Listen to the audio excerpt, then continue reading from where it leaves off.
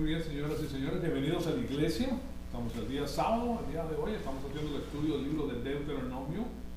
Y este es, como pueden ver en la pantalla, el incremento número 219. Antes de iniciar nuestro estudio bíblico, como creyentes en el Señor Jesucristo, recuerden que es necesario estar en comunión con Dios para poder estar llenos del Espíritu Santo y para poder discernir y almacenar la información espiritual. Tenemos un minutito para hacer eso y le damos inicio a la clase.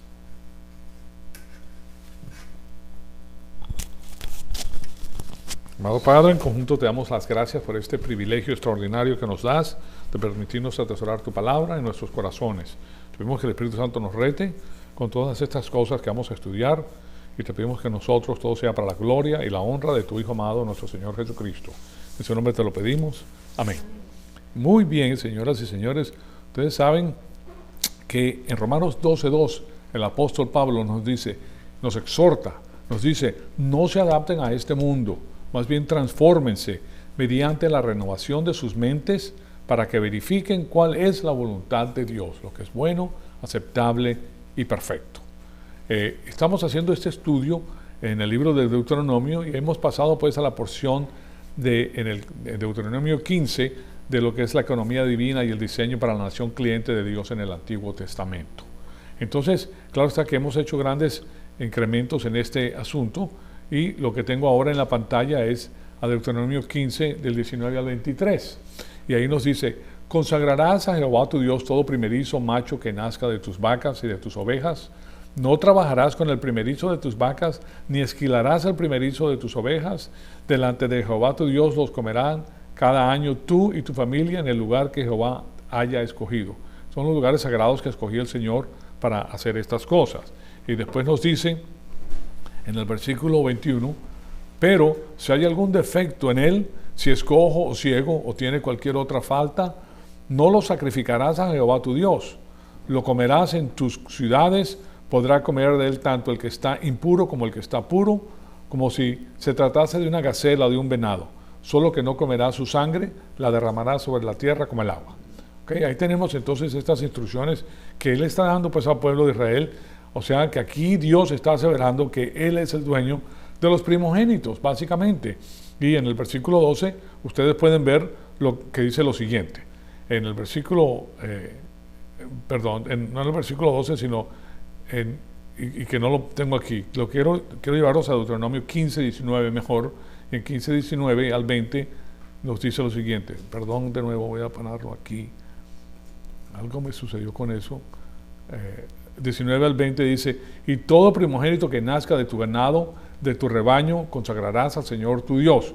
Y después, en el 19 todavía, no estamos en el 20, nos dice, no trabajarás con el primogénito de tu ganado, ni trasquilarás al primogénito de tu rebaño. O sea que de esa manera Dios impedía que ellos ganaran un centavo de los primogénitos, porque habían sido dispuestos para el Señor.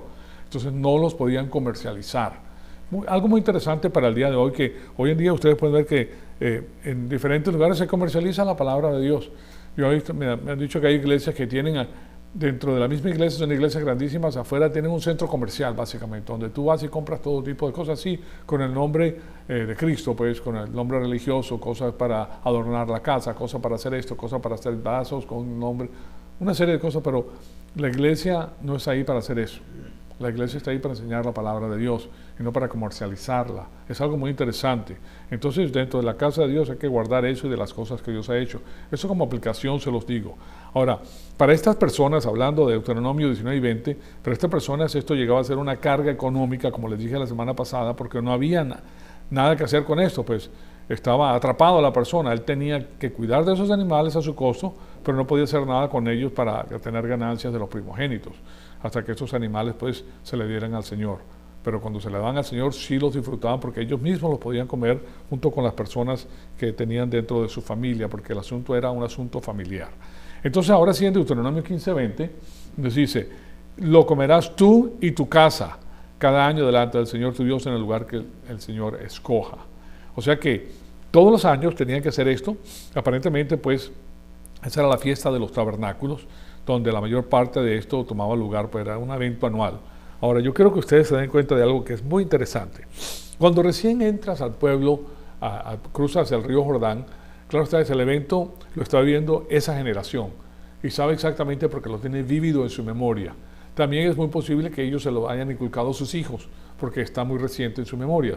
Pero a medida que van pasando los años, 10, 20, 30, 100 años, 200 años, ya para ellos es una imagen distante. Claro está que ellos se los enseñaban en su casa, pero llega a ser algo que, como la historia, pues para nosotros. La historia, por ejemplo, si tú estudias la historia de México, ¿verdad? Es una cosa tan lejana que uno pues sí sabe más o menos lo que sucedió, pero o sea, dista tanto de nosotros que nosotros no lo comprendemos tan bien, y toda la mayor parte de las personas pues no lo hacen, o se les olvida, o simplemente era una materia por la cual tenía que pasar cuando ibas al colegio, y después de eso pues se te olvidaba porque tú no estás en ese asunto de la historicidad de la nación. ¿Se dan cuenta? Entonces lo que sucede es que el pueblo se va olvidando de sus raíces. Y precisamente dentro de uno de los empujes que hay de las Naciones Unidas es borrar todo lo que tiene que ver con la historia de los países, para de esa forma quitarle las raíces a las personas. Y se los quita, pues deja a las personas en qué será, ¿verdad? Lo que venga, porque nadie tiene idea. Claro está que la primera generación no, pero posteriormente la otra generación no tiene ni idea. Entonces son presa fácil para que ellos atiendan y le hagan caso al asunto de la evolución, al asunto de los que ellos se están proponiendo. O sea que les van quitando toda su base que estaba fundamentada pues en su historia y en la Biblia de paso. Entonces, y eso de nuevo como aplicación se los estoy dando. El asunto era que ellos sí le enseñaban a sus hijos y todos los años tenían que hacer eso. Y pues con la fiesta de los tabernáculos. Después en Deuteronomio 15:21 nos deja saber que, pero si tiene algún defecto, si es cojo o ciego, o con cualquier otro defecto grave, no lo santificarás al Señor tu Dios. Dios no lo va a aceptar. Después dice que lo que puedan sacrificar, pues me lo traen a mí. Lo que no puedan sacrificar, no me lo traigan. Dios es el que escoge entonces qué tipo de sacrificio va a recibir y qué tipo de animales. Y después en Deuteronomio 15:22 le dice al pueblo, lo comerás dentro de tus ciudades, el inmundo, lo mismo que el limpio, puede comerlo, pero no como se come una gacela o un ciervo. Entonces aquí le está diciendo que cuando habla de inmundo está hablando de animales que se podían comer, pero inmundo en el sentido que no estaban consagrados para el Señor, porque por eso le llamaban inmundo. Pero de todas maneras se podían comer, no eran animales como el cerdo, que no se podía comer porque era un animal que traía triquinosis básicamente, o sea que las reglas eran dietéticas para proteger al pueblo de ciertas enfermedades y ciertas cosas nocivas para el cuerpo, como los camarones no se podían comer, por ejemplo, porque no había refrigeración, y si el camarón queda fuera por mucho tiempo, pues se echa a perder, y si se echa a perder, tú no te das cuenta, pero la intoxicación que te da es fulminante. Entonces todo eso era pues para la protección del pueblo. Entonces los animales menos valiosos no tenían que ser transportados a Jerusalén, y a pesar pues para pasar pues todo ese proceso. Y finalmente el versículo 23, en el último versículo de esta sección, nos dice lo siguiente: y solo que no comerás su sangre, la derramarás como agua sobre la tierra. Entonces aquí tenemos algo muy interesante, que desde esa época comienza a preparar Dios al pueblo para que sepa que la sangre del cordero, ¿okay? La sangre de estos animales en sí, pero la sangre del cordero, que es la sangre del Señor Jesucristo, habla de su vida, está hablando de que Él va a dar su vida por ellos. De nuevo pues les enfatizo que si si ustedes ven esto y piensan acerca de esto como creyentes, porque nosotros comemos carne y algunos animales tienen que morir pues para que nosotros podamos alimentarnos, para que podamos comer. Entonces alguien tiene que morir para que nosotros podamos vivir. Entonces ahí se comienza a presentar una imagen de la redención, que hay alguien que tiene que morir para que nosotros podamos vivir. Entonces, y si ustedes piensan acerca de esto y desde el punto de vista de la creación, pues los animales no tuvieron que morir sino hasta que el hombre cayó. ¿Por qué? Porque el hombre no tenía necesidad de comer animales, comía de todo lo que eran los vegetales, lo que producía Dios, los granos, las verduras, los frutos, era suficiente, tenía suficiente nutrición para que ellos vivieran. Pero fue después de la caída del hombre que requiere un redentor, que ahora sí se podían comer los animales. O sea que va enseñando a través de todo el proceso lo que va a suceder posteriormente. O sea que los animales que el hombre no estaba autorizado para comer eran varios, y él da el listado, pero estos animales que sí se podían comer, no lo podían hacer sino hasta después del diluvio, porque es cuando Él da la orden específica. Y después, cuando son autorizados, inmediatamente tenemos esta restricción, pues, de todas estas palabras acerca de la sangre. Y lo que le está diciendo es: drena la sangre antes de comer. Esa es la parte interesante que tenemos que ver. Drena la sangre antes de comer. Entonces, lo que tenemos que preguntarnos es: ¿qué es lo que está sucediendo? ¿Qué es lo que está sucediendo? Esto es lo que yo les he sugerido, pues, anteriormente. Que Dios estaba preparando a la raza humana para la expiación sustitutiva. Eso es lo que está haciendo. Está preparando a toda la raza humana, que posteriormente, pues, se le va a presentar el Evangelio de la Salvación, que hay algo que tiene que ocurrir para que nosotros podamos vivir. En este caso físicamente, pero en el caso de la redención espiritualmente y para siempre, ¿verdad? Entonces, que es una dieta, pues, carnívora, entonces, para hacerlo de los animales que tienen que morir para que nosotros podamos vivir. Entonces, ahí hay una sustitución, y esto es el motivo por el cual hay algo interesante en este mandato de que es como un ritual básicamente para el pueblo. Este es un ritual que ellos tienen que hacer para que en su mente, en su memoria, se vaya grabando este asunto. Entonces, hay que dejar derramar la sangre de la tierra porque el animal muere, pero su vida, la vida de ese animal está en su sangre. Y eso es lo que nos deja saber la palabra de Dios basada en el Antiguo Testamento. El derrame de sangre es el derrame de la vida de la persona. Entonces, claro está que esa vida no puede ser consumida por nosotros, debido a que Jesús mismo dice: coman mi carne y tomen mi sangre. Y eso es solo con el Señor Jesucristo. Oigan eso, muy importante. O sea que es casi como si Dios quisiera que nosotros entendiéramos que hay una sustitución, que hay un sacrificio animal, su vida por la de nosotros. Ese sacrificio animal, en el caso del Señor Jesucristo, es la muerte espiritual, y posteriormente la muerte física cuando termina su obra, pero ahí está hablando de la parte espiritual. Pero no es el sacrificio final, pues. Entonces, lo que ellos están haciendo, su hijo va a ser el sacrificio final. Entonces, lo que quiero ponerles ahora en la pantalla son estas fiestas de celebración que son muy importantes. Y si ustedes le quieren tomar una fotografía, son muy, pero muy importantes en lo que corresponde a la historia de Israel.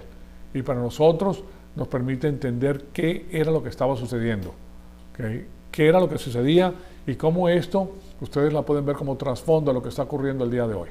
¿Okay? Aunque no fue escrita para los gentiles, para la iglesia, nosotros viendo esto, nosotros nos damos cuenta que esto contiene una información extraordinaria para nosotros. Entonces, ahí se lo voy a dejar en la pantalla mientras les explico el asunto. Vamos a ir ahora al capítulo 16. Entramos finalmente al capítulo 16 y ahí vamos a encontrar 3 secciones mayores. 3. Los versículos del 1 al 12 tienen que ver con las primeras 2 y el ciclo de la primavera y el ciclo del otoño. Entonces, el ciclo de la primavera tiene 4 celebraciones. Entonces, recuérdense que las cosechas eran en la primavera y en el otoño. ¿Okay? Entonces, hay 4 en la primavera y 3 en el otoño. Estas fiestas eran sumamente importantes para Israel. Eran las fiestas sagradas de Israel. Entonces, ese ciclo de la primavera, que precisamente ahorita vamos a entrar en la primavera, ¿correcto? Vamos a entrar en la primavera y ese tiene 4 celebraciones en Israel. El ciclo del otoño tiene 3, pero estas celebraciones son integradas en grupos, de manera que si ustedes miran cuidadosamente a esta gráfica que les enseño, ahí están los 3 grupos, los 2 grupos, arriba en la mano izquierda ven el ciclo de la primavera, a la mano izquierda, y son 4, celebración de Israel, en la Pascua, para recordar el Éxodo, el pan sin levadura, 7 días para dramatizar el descanso cultural. El tercero es los primeros frutos para regocijarse por la primera cosecha de la cebada. Y el cuarto es Pentecostés, para regocijarse por la última cosecha de la primavera. ¿Okay? Entonces ahí tenemos el asunto y claro está, esto que yo les pongo aquí entonces tiene un significado muy, pero muy interesante. Permítanme por un segundo arreglar esto aquí en mi computadora porque le cambié 16. Bien, entonces quiero estar en la misma página con ustedes. Entonces, aquí vemos que en esta época y en este cumplimiento de estas cosas, pues nosotros nos damos cuenta de que el pueblo de Israel era enseñado de esta forma para saber qué era lo que estaba sucediendo. De nuevo, tengo que bajar un poquito más porque no se arregló. Ok, ahora sí. No, bueno, tampoco. Pero bueno, voy a utilizar esta gráfica que les tengo. Entonces, primero que todo, pues, estas son las 4 fiestas y los cumplimientos para Israel se lograron. Aquí en la parte derecha, si pueden ver la flechita, se lograron con la crucifixión. La Pascua, para recordar el Éxodo, se cumple, tiene que ver con el juicio, pues si la salvación se cumple con la crucifixión. Y la disponibilidad, pues, de la redención completada por el Señor Jesucristo, y completa, pues, el asunto del poder de Satanás. O sea, no elimina, sino hace la victoria estratégica sobre Satanás. La cruz es el evento más importante del universo, de la creación. No hay evento más importante en toda la creación que la crucifixión. Entonces, después de esto, vemos el Éxodo, ¿verdad? Que tiene que ver, esta segunda, el pan sin levadura, que dramatiza el descanso cultural por la separación de Egipto. Y el cumplimiento para Israel es la disponibilidad de un descanso cultural por la separación del mundo que vendrá posteriormente. ¿Cuánto? En el milenio. En el milenio. Claro está que Dios quería tener al pueblo de Dios separado de las otras naciones, como ustedes comprenderán, porque todas las naciones eran paganas. Y esas naciones lo que iban a hacer, iban a inyectar su pensamiento sobre el pueblo de Israel y iban a destruir lo que Dios había preparado. Y Dios sabía eso. Y la tercera fiesta, pues, es los primeros frutos para regocijarse por la primera cosecha de cebada, y eso tiene que ver con el cumplimiento que hace de la muerte de nuestro Señor Jesucristo, que es la resurrección de Cristo como el primer fruto, pues, del proceso de la resurrección del resto de nosotros que seguimos y creemos en el Señor Jesucristo. Y después tenemos el día de Pentecostés para regocijarse por la última cosecha de la primavera. Y está preparada, pues, para el uso del pan. Y eso se cumplió en el día de Pentecostés, ¿okay? Para la iglesia. Y después las fiestas del otoño, como pueden ver aquí a la mano izquierda, la fiesta de las trompetas será revelada en el futuro. La fiesta de la expiación será revelada en el futuro. Y la fiesta de los tabernáculos será revelada en el futuro. Entonces, esto van a ocurrir al final, iniciando la tribulación y al final de la tribulación, cuando establece Dios el reino en la faz de la tierra. Entonces, ese es el bosquejo de lo que les quiero presentar. Entonces, permítanme decirles, pues, con más lujo de detalle cada uno de estos componentes, que se los dejo ahí. En el ciclo de la primavera, las primeras 3 celebraciones están agrupadas. Las primeras 3, 1, 2 y 3, de arriba para abajo. Y eso lo vamos a discutir en los versículos 1 y 8 del capítulo 16. O sea que, a pesar de que los versículos 1 al 8 del Deuteronomio no se dirigen directamente a algunos de estos aspectos que les estoy mencionando, sí se encuentran alojados dentro de estos. ¿Okay? Pues bien, entonces veamos los versículos del 1 al 8 y vamos a hacer varias observaciones de esto. ¿Okay? Y esa diapositiva se la voy a volver a poner para que ustedes se den cuenta. Deuteronomio 16, del 1 al 8. Guarda el mes de Abib y celebra la Pascua de Jehová tu Dios, porque en el mes de Abib Jehová tu Dios te sacó de Egipto de noche. Ahora fíjense que hay algo muy interesante, que lo primero que dice es que te sacó de ahí de noche. La palabra de Dios es muy precisa. ¿Por qué dice que te saqué de ahí de noche, no de día? Y después el versículo 2 dice, sacrifica para Jehová tu Dios la víctima de la Pascua, de las ovejas o de las vacas, en el lugar que Jehová haya escogido para hacer habitar ahí su nombre. Entonces aquí tienen otra cosa interesante que yo se las he puesto, pues, no sé si aparecen en negrita, ¿verdad? Sí, aparecen en negrita. Ese es el santuario central que él prepara. ¿Se recuerdan lo que les dije? Que cuando recién entraron al pueblo, cruzando el río Jordán para poseer la tierra, tenían lugares sagrados en ciertas zonas hasta que se hiciera el templo y hasta que se hiciera el lugar sagrado. Entonces, aquí vemos que él les está diciendo que eso es lo que tienes que hacer. Y el versículo 3 le dice, no comerás con ella ninguna cosa que tenga levadura. Durante 7 días comerás con ella pan sin levadura. El pan de aflicción le llama. El pan sin levadura es el plan de aflicción. Para que te acuerdes todos los días de tu vida del día en que saliste de la tierra de Egipto, pues con prisa saliste de la tierra de Egipto. De paso, aquí hay algo que es muy interesante, pues, que este pan que ellos hacían sin levadura era de cebada, la cebada completa, pero no era una cebada como la cebada moderna que tiene GMO. Es un alimento sumamente completo, esta cebada. ¿Okay? No se encuentra aquí en estos momentos. Tienes que ir a lugares muy especiales para encontrarla, porque todas se le han quitado la primera cáscara. Esa cáscara que tiene muchos nutrientes. Bueno, de todas maneras, le digo eso porque es muy interesante. Si es bueno para los judíos y Dios se la dio, es alimento para nosotros también. ¿Okay? Bueno, de todas maneras, el versículo 4 dice: durante 7 días no se verá levadura en tu casa en ningún lugar de tu territorio. De la carne del animal que sacrifiques en el atardecer del primer día, no quedará nada hasta la mañana del día siguiente. ¿Vieron eso? O sea, que sacrifica el animal, no queda nada de ese animal hasta el día siguiente. O sea, se lo tiene que comer todo. Quinto, no podrás sacrificar la víctima de la Pascua en ninguna de las ciudades que Jehová Dios te da. ¿Okay? Fíjense lo que está diciendo. No la vas a sacrificar ahí. ¿Por qué está diciendo esto? Bueno, no puede ser consumida localmente, es lo que le está diciendo. Tiene que ser traída al santuario central. Eso es lo que les está diciendo. Entonces, esto es interesante. Bueno, lo dice en el versículo 6. Solo en el lugar que Jehová tu Dios haya escogido para hacer habitar ahí su nombre, sacrificarás la víctima de la Pascua al atardecer, a la puesta del sol, a la hora en que saliste de Egipto. Te está diciendo exactamente a qué hora salieron ellos de Egipto. Ellos salieron de Egipto de noche, al atardecer.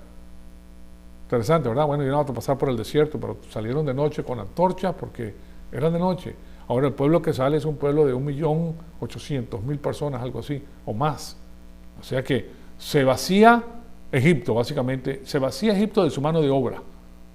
Ustedes entienden el asunto grave para Egipto, ¿verdad? Porque esa era la mano de obra de Egipto. De todos los millonarios de Egipto, de todas las personas que tenían. Ellos tenían, como era la costumbre en aquellas épocas, como lo hacían en Roma, que tenías esclavos. Y hay personas que tenían, yo les comenté que hay un señor que tenía 1 millón de esclavos.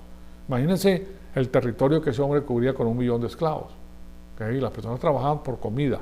Entonces, pero ellos tenían ahí a los judíos, haciéndoles la mano de obra.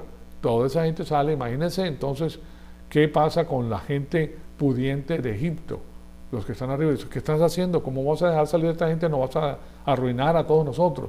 Pero lo que pasa es que ella también había pasado las 10 plagas que habían arruinado mucho porque habían matado ganado, había hecho un desastre hasta que murieron el hijo. Por eso él sale a perseguirlos a ellos, porque económicamente a él no le convenía que el pueblo se fuera. Entonces, pero claro está, de la mano de Dios sale de ahí. Entonces, después el versículo 8 dice: durante 6 días comerás panes sin levadura, y en el 7º día habrá asamblea festiva para Jehová tu Dios, no harás ningún trabajo. Creo que sepa que aún el día de hoy, cuando ustedes van a Israel, estos días, el día del pan sin levadura, tú no te vayas a meter en un autobús con un pan de esos franceses, porque se te viene arriba el mundo, porque ese es el día del pan sin levadura. Son 7 días, son 6 días. Entonces eso es terrible, pues. Entonces, algo interesantísimo lo que están viendo, porque se supone que no había levadura en ningún lado. ¿Pero por qué? No sé si ustedes se han preguntado el por qué este asunto de la levadura. Bueno, el asunto de la levadura tiene una historia, un recuento histórico, y eso es lo que tenemos que ver. ¿Cuál fue el evento histórico del asunto de la levadura? Entonces, ¿qué es lo que está ocurriendo con todo eso? Esa es nuestra pregunta. Las fiestas de Israel estaban fijadas al calendario porque Israel está bajo una serie de contratos nacionales históricos que requieren verificación. Esa es la belleza de lo que Dios hace con Israel, que Él tiene contratos con el pueblo de Israel. El único Dios que hace contratos con el hombre es Dios, porque el contrato lo obliga. Y si tienes un contrato y tú no cumples el contrato, entonces algo malo está. Ahora, por la parte judía no se cumplió el contrato, pero por la parte de Dios se sigue cumpliendo el contrato, porque Dios no puede mentir, ¿verdad? Entonces, eso es algo que le da un aliciente al pueblo judío extraordinario, y de paso a nosotros el día de hoy. ¿Okay? ¿Por qué? Porque nosotros también sabemos de que se trata de contratos. Entonces, cuando ustedes ven esos contratos nacionales que requieren verificación, se dan cuenta de que hay algo serio aquí. Cuando ustedes vean especificaciones tan definidas en la Escritura, no están ahí simplemente para sujetar al hombre, sino también a Dios, para que los hombres vean que esto es un trabajo de Dios.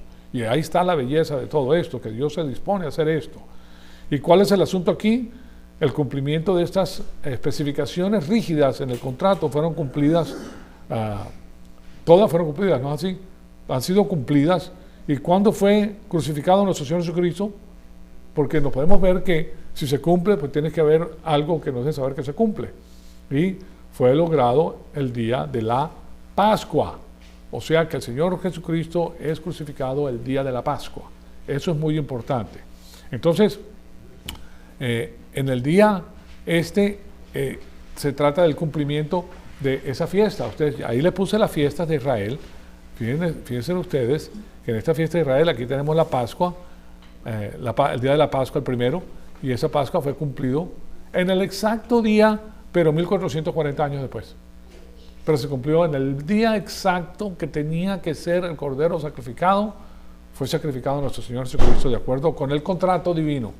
¿Se dan cuenta? Lo que pasa es que estos judíos que estaban en el Sanedrín, los fariseos, los saduceos, los escribas y toda esta gente, pues que eran los que tenían la ley de paso, ellos los que sabían, eran los eruditos de la ley, porque se le llamaban doctores de la ley, ¿verdad? Y ellos mismos se les pasa por alto este asunto, de que el día de la Pascua están sacrificando al Cordero de Dios que quita los pecados del mundo. ¿Sí se dan cuenta? O sea que la palabra de Dios se cumple al pie de la letra, solamente Él puede hacer esto. Entonces, veamos, o vamos a ver que la resurrección ocurrió el día de los primeros frutos, cumpliéndose la otra fiesta.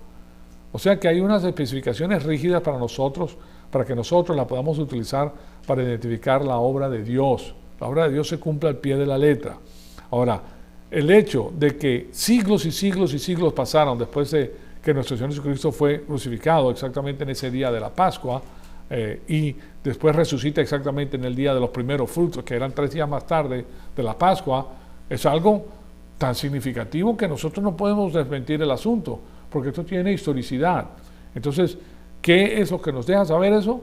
Bueno, nos deja saber que Dios es soberano, que Él cumple todo lo que Él dice, al pie de la letra, para Él no se le escapa nada. El Señor es el Todopoderoso, Él es el que está en control de la historia. Entonces, para nosotros es un fuerte aliciente porque nos deja saber que Dios cumple todo lo que dice, que nosotros no estamos solos, que si vienen a nosotros problemas, Él está ahí con nosotros para resolver los problemas. Entonces, o para pasarnos a través de los problemas, pero estamos dentro del plan de Dios. Si Él puede cumplir todas estas cosas, imagínense cómo puede hacer por nosotros si eso fue lo más difícil que Él hizo. Si hizo lo más difícil para nosotros, que cuando nosotros aún éramos pecadores, Cristo murió por nosotros. Ahora que somos hijos de Él, ¿cuánto más lo hará por nosotros? ¿Se dan cuenta? Esa es la furiore de Pablo. Pablo lo deja saber, así como se lo acabo de decir. Si Él hizo lo máximo por nosotros cuando éramos sus enemigos, ¿verdad? ¿Cuánto más ahora que somos sus hijos lo hará por nosotros? Entonces, para nosotros nos deja saber que Él tiene cosas maravillosas para nosotros. Entonces, todo este asunto es importantísimo. De paso, la iglesia no está involucrada en todo esto. Bueno, esto se le ha dado a Israel. No junten a Israel y a la iglesia. Eso es un problema que tiene varias instituciones religiosas que juntan a Israel con la iglesia. Una de ellas es la iglesia católica, que ahora juntó los dos y una vez que los juntas también ya las suplantas también a Jerusalén. Entonces, o a Israel, perdón. Todo eso tiene que ver con Israel. Estas cosas, estas fiestas de celebración son para Israel, no para la iglesia. Y después es que llegamos a la iglesia. Entonces, las fiestas de Israel contrastaban teológicamente con las fiestas agrícolas paganas. Fíjense qué interesante. Contrastaban con las fiestas agrícolas paganas. Había un contraste, una diferencia. Entonces, si ustedes tienen hijos en el colegio, por ejemplo, o la universidad, o ustedes toman un curso en una universidad, ustedes que hay muchos cursos también por el internet de universidad, siempre van a tratar de decir que estas fiestas, estos ciclos anuales, son ciclos agrícolas y que los judíos tomaron de sus vecinos paganos y que ellos los tomaron para sí mismos y le dieron un sabor judío y ese es el motivo por el cual están ahí. Eso es lo que dicen ellos. Pero, claro está, no es así. Eso no es así porque este calendario es profundamente diferente a los ciclos anuales. Este calendario es profundamente diferente a los ciclos anuales de las festividades agrícolas paganas. Difieren en 2 áreas fundamentalmente y eso lo tenemos que saber nosotros. Porque cuando te dicen que no, que eso no existe, que esto fue sacado pues de estos países que los rodean y que, claro está, eso no tiene ningún significado, sino que simplemente están copiando. Pero no, la diferencia es increíble. Hay dos tipos entonces, dos cosas que podemos ver, dos diferencias. Primero que todo es en la manera que ellos afirman que Jehová es el creador y Señor sobre la naturaleza. Y eso está relacionado con la productividad agrícola, a la conformidad ética, a las estipulaciones contractuales con Jehová. O sea que éticamente ellos están obligados, pues, por medio de un contrato a ver estas cosas y a saber que la productividad agrícola la da el Señor. Tú no la das. Sobre todo en aquellas épocas, señoras y señores. ¿Quién daba la lluvia? ¿Quién daba el sol? ¿Quién daba la temperatura? ¿Quién es el que mantenía fuera a los insectos? Todas esas cosas, pues, hacían que hubiera una producción extraordinaria y que el pueblo tuviera grandes beneficios y grandes bendiciones. Que de ninguna forma entonces se encuentran en los rituales paganos de la naturaleza. Recuérdense que hay dos cosas: los rituales paganos, que es el mundo de afuera, y lo que Dios le da al judío, porque lo separa como una nación especial para Dios. ¿Okay? Y ahora nosotros somos parte de ese injerto, a nosotros se nos ha puesto ahí. Fíjense en esto, porque es muy importante. Entonces, ya esos rituales paganos de la naturaleza, porque siempre han existido y han estado en todas partes del mundo. Por ejemplo, lo de los druidas ingleses, que se iban afuera a la selva y ahí hacían estos rituales paganos para que las cosas se producieran. O de los aztecas, o de los incas, también en México y en Perú. O de los babilonios, también. O los asirios, todos ellos. Todas estas otras naciones paganas no tenían esa teología de conformidad ética a un código revelado, porque no había código revelado. Dios le da un contrato a Israel y le revela exactamente lo que él iba a hacer por ellos. Ellos tenían la adherencia a ese código, éticamente obligados a adherirse a ese código para tener la producción que tenían. Eso no existía ni existirá con los sistemas paganos, no existía. Entonces es algo revelado. Y también esa es la primera diferencia. A diferencia de los paganos, vemos que las fiestas individuales judías eran presagios de los actos redentores sobrenaturales de Dios en su plan integrado de salvación que culmina en victoria. Culmina en la victoria del Señor Jesucristo en el milenio. O sea que todo se dirigía hacia el futuro. No es cíclico como lo hacen los paganos, que era fiesta de otoño, verano, invierno, la primavera, otoño, verano, invierno, primavera, y nada más. Ellos no entendían nada más. No, aquí Él está dando cosas para que el pueblo vaya teniendo el resultado que Dios quiere y que vaya dispersándose el evangelio de la salvación, porque a la final esto se va a acabar. A la final viene la destrucción. Entonces, pero la destrucción de los paganos y el establecimiento del pueblo de Dios. Entonces, aquí vemos que es un plan integrado de salvación que culmina en victoria. Ahora, los asuntos paganos simplemente eran cíclicos, de nuevo. Ciclo es que va y regresa, sale y regresa. ¿Okay? Por ejemplo, estamos ahorita saliendo de lo que es el invierno. Invierno, primavera, verano, otoño, invierno. ¿Okay? Ese es el ciclo. El ciclo, y de esa manera pensaban o piensan todos los paganos. Entonces, pagano es todo lo que no es cristiano. ¿Okay? En esa época, todo lo que no era judío. Pagano, todas las religiones del mundo son paganas. Entonces, los asuntos paganos simplemente eran cíclicos, era la misma cosa que ocurría año tras año. Pero estas fiestas judías miraban hacia adelante a la historia, hacia la consumación. Había un significado y un propósito en todo esto, entonces. Un significado y un propósito, y Dios estaba dirigiendo al pueblo hacia allá. Ahora, en Deuteronomio 16, 1 y 2, les voy a empezar a ver entonces cada uno de estos versículos para que estén en la misma página conmigo. Dice no les terminé de leer a Deuteronomio. Sí se los leí, pero no se los puse pues en la pantalla. De todas maneras, Deuteronomio 16, del 1 al 2, ahí lo tienen. Vamos a ver uno por uno de nuevo. Guarda el mes de Abib y celebra la Pascua de Jehová tu Dios, porque el mes de Abib Jehová tu Dios te sacó de Egipto de noche. ¿Okay? Sacrifica para Jehová tu Dios la víctima de la Pascua, de las ovejas o de las vacas, en el lugar que Jehová haya escogido para hacer habitar ahí su nombre. Entonces, esta salida de Egipto, recuérdense que en Egipto Dios le dice al pueblo de Dios, que eran los creyentes, que pusieran, aquí permítanme ponerles aquí para que ustedes vean, porque les mandó 10 plagas para ablandecer el corazón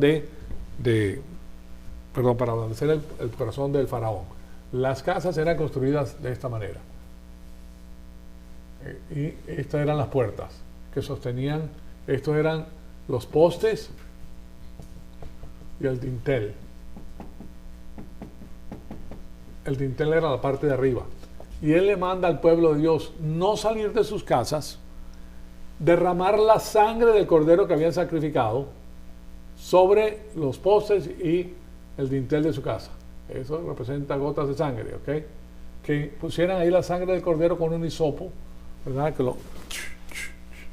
Y cuando el ángel de la muerte pasara, él iba a ver eso y la muerte no iba a entrar a llevarse el primogénito.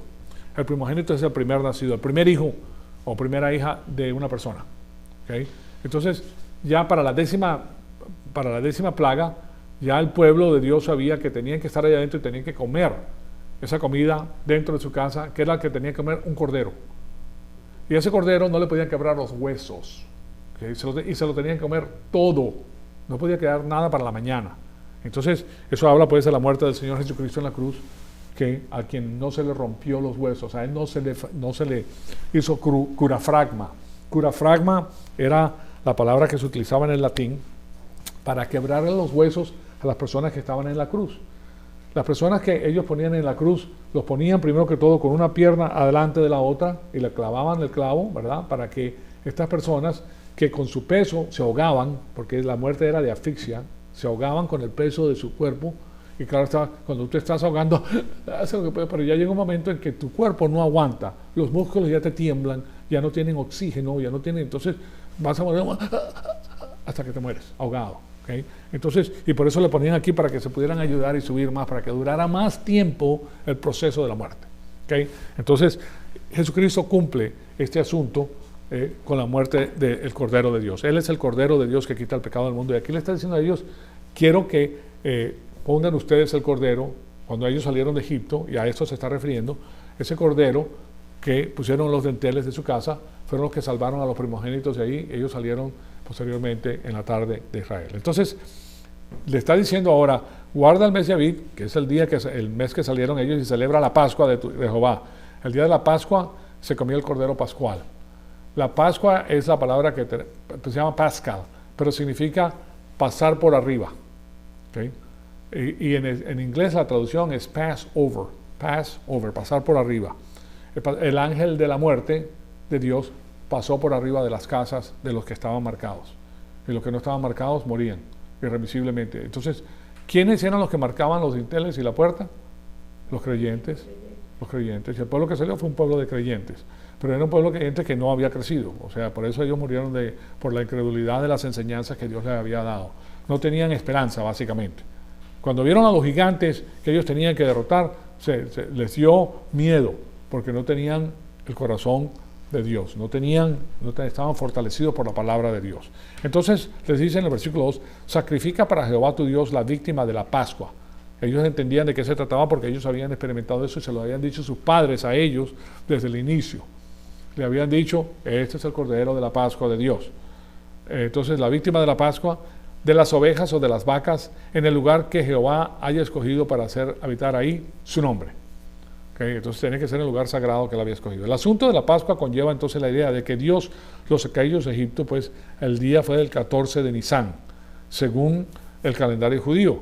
Aquí el asunto es que en el versículo 1 y el versículo 2, que esto no fue un evento agrícola. O sea, aquí no estamos hablando de la agricultura, aquí estamos hablando del evento que salva o redime a Israel de las manos de la esclavitud de los egipcios. Entonces ahí está conmemorando la liberación de una vez por todas de la esclavitud en las manos de los egipcios. Y este es un evento pues histórico. La crucifixión, claro está, fue la culminación de ese evento. Todas esas enseñanzas que por 1440 años se le dieron a los judíos, culminan en la cruz. Aquí está el Cordero de Dios que quita los pecados del mundo. Los pecados están, cuando se habla de pecados, también se está hablando de la esclavitud, porque nosotros somos esclavos de la naturaleza pecaminosa humana. En la carne somos esclavos de ella. No te puedes escapar. ¿Ok? Si ven eso. Y ellos eran esclavos de Egipto y no se podían desligar. Entonces, Él los libera de la esclavitud de Egipto. y eso habla de la liberación de la esclavitud de nosotros. ¿Por cómo lo hace? Pues nos hace saber nacer espiritualmente. Y de esa manera ahora estamos alejados del yugo de la esclavitud. Y eso lo hace pues la crucifixión, que es la culminación de ese evento. Bien, ahora, bueno, vamos a parar ahí para venir a la próxima, que es Deuteronomio 16, 3, 4. Ahí vamos a comenzar nuestra próxima clase. Amado Padre, te damos las gracias por el privilegio que nos has dado de escuchar tu palabra. Te pedimos que el Espíritu Santo nos siga retando, Señor amado, para seguir creciendo y para conocer todo el consejo que tienes para nuestra vida a través de esta información que estamos recibiendo acerca del pueblo judío y las instrucciones que recibe de Dios para su bienestar, para su bendición. Te pedimos todo esto para la gloria y la honra de tu Hijo amado, nuestro Señor Jesucristo. Amén.